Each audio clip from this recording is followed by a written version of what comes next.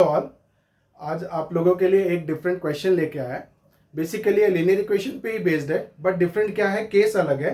इसमें क्या है, नॉर्मली लाइक दो रूम्स है ए एंड बी, और इसमें क्या दिया हुआ है कि कुछ बच्चों को ए से बी में ट्रांसफर किया जा रहा है, तो एक कंडीशन बन रही है, और फिर जब बी से ए को ट्रांसफर कर रहे हैं तो कुछ कंडीशन बन रही है। तो ये क्वेश्चन क्या है, based on transfer of the number of students या नंबर ऑफ क्वांटिटीज। ओके, तो अभी हम देखेंगे क्वेश्चन को समझते हैं, और ऐसी क्वेश्चंस आएगी तो हमको कैसे डिकोड करना है वो समझते हैं।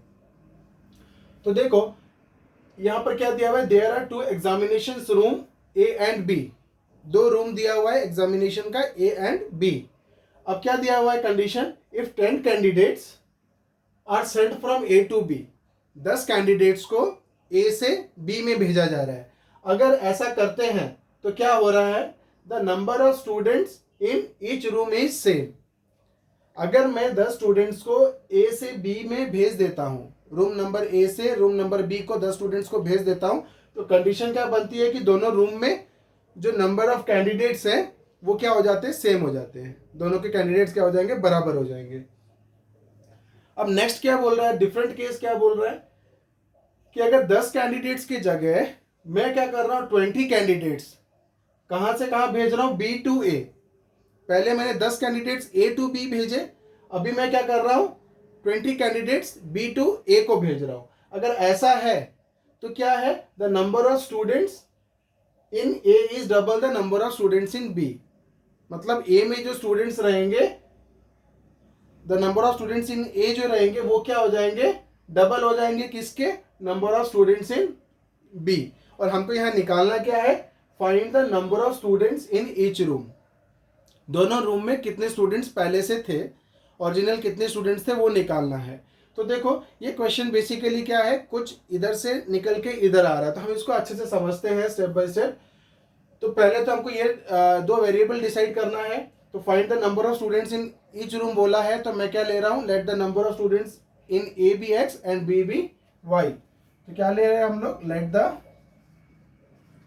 Number of students, let the number of students in A B कितना, X, and the number of students in B B कितना हो गया, वाई। एक को एक्स ले लिया, एक को वाई ले लिया।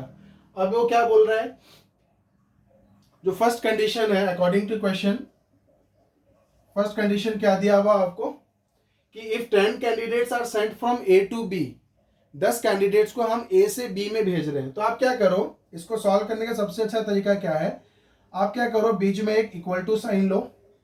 ठीक है, अब ये हो क्या रहा है, कुछ बच्चों को एक रूम से दूसरे रूम में भेजा जा रहा है, या इस रूम से इस रूम में भेजा जा रहा है, और कुछ कंडीशन बन रही है।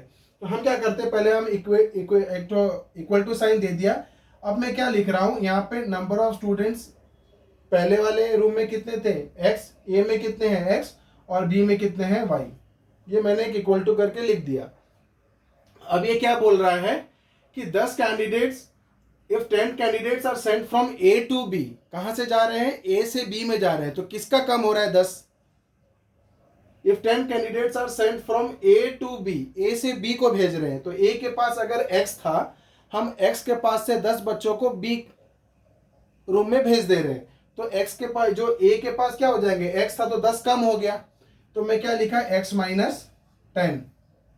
ठीक है, अब हुआ क्या, अगर इसके 10 कम हो गए तो y का कितना हो जाएगा, 10, y का कितना हो जाएगा, 10 बढ़ जाएगा, तो ये कितना हो गया, y प्लस 10, है ना। हमने क्या किया, if 10 candidates are sent from A to B, A से बी में मैंने 10 बच्चे भेज दिए, तो इसके कितने हो गए, 10 कम हो गए, और बी में क्या हो गए, 10 बढ़ गए, तो मैंने क्या लिखा, x minus 10 is equal to y plus 10। तो ये क्या दिया हुआ है, the number of students in each room is same. तो अगर ये कंडीशन हुआ तो नंबर ऑफ स्टूडेंट्स दोनों रूम में क्या हो जाएंगे, सेम हो जाएंगे, ये और ये क्या हो जाएगा, सेम हो जाएगा। तो यहां से इक्वेशन क्या बनेगा, आप इक्वेशन बना लो, y को इधर ले आओ, x माइनस वाई, और 10 को उधर भेज दो, तो 10 प्लस 10 कितना हो गया, 20। ये मेरा बन गया इक्वेशन नंबर 1। अब जो सेकंड कंडीशन दिया वो क्या दिया कि सेकंड कंडीशन दे रहा है कि 20 candidates are sent from B to A, तो मैं फिर से एक तो इक्वल टू साइन लिया, यहाँ पे मैंने क्या लिखा x और यहाँ पे मैंने क्या लिखा y। ठीक है, इनकी क्या है, हम लोग को इनकी रिलेशनशिप दी हुई है, तो मैंने इधर लिखा y। अब वो क्या बोल रहा है कि if 20 candidates are sent from B to A, B से ए में हम कितने कैंडिडेट्स भेज रहे हैं 20। कहां से आ रहा है, बी से ए में, तो 20 किसके कम हो गए, 20 किसके कम हो गए, बी के, क्योंकि 20 candidates are sent from B to A, और ए के कितने बढ़ गए 20, ए के कितने बढ़ गए 20। अब क्या दिया हुआ है, कंडीशन क्या दिया हुआ है, the number of students in A is double the number of students in B. Number of students in A is double the number of students in B. देखो ये जो सेंटेंस है वो आपको समझना पड़ेगा, नहीं तो आप यहाँ पे कंडीशन में गलत कर सकते हो। यही एक पॉइंट है, यहाँ पे थोड़ा गलत हो जाता है, वो ध्यान दीजिए। तो क्या दिया हुआ है, the number of students in A, मैं इधर आ गया, number of students in A, ठीक है, इज मतलब equal to, and is double the number of students in B. double मतलब twice, double the number of students in B, double the number of students in B। ठीक है, तो equation बना लिए। मैं एक बार और बोलता हूं, the number of students in A, ठीक है, is मतलब इक्वल टू, डबल मतलब 2 times the number of students in B, कितने थे y माइनस 20, तो ये कितना हो गया x plus 20 is equal to 2y minus 40। तो x माइनस 2y कितना हो गया, ये जब 20 उधर जाएगा तो कितना हो जाएगा माइनस 60। तो ये बन गया मेरा इक्वेशन नंबर 2। अब मैं क्या करूंगा, ये दोनों इक्वेशन को सॉल्व करूंगा। ठीक है, तो अभी देखो यहाँ पे कोएफिशिएंट्स वेरिएबल क्या है, x और y के कोएफिशिएंट सेम नहीं है, लेकिन x के कोएफिशिएंट सेम है, इसलिए हमको ये इक्वेशन में कुछ मल्टीप्लाई करने का जरूरत नहीं है। तो हम क्या लिखेंगे, सॉल्विंग इक्वेशन 1 एंड इक्वेशन 2, क्या हो जाएगा, x माइनस वाई की वैल्यू कितनी है 20, और x माइनस 2y कितनी है माइनस 60, x माइनस 2y कितनी है माइनस 60। अब मैं क्या करूंगा, ये दोनों का साइन सेम है, प्लस है, तो मैं क्या करूंगा, इसमें सब्सट्रैक्शन करूंगा। तो ये प्लस है तो माइनस हो जाएगा, ये माइनस है तो प्लस हो जाएगा, और ये माइनस है तो प्लस हो जाएगा। हमको नीचे की साइन लेनी पड़ेगी, तो x and x cancels out. अब देखो प्लस 2y माइनस वाई कितना हो जाएगा प्लस y, और प्लस 60 प्लस 20 कितना हो जाएगा 80। तो y की वैल्यू निकल गई 80।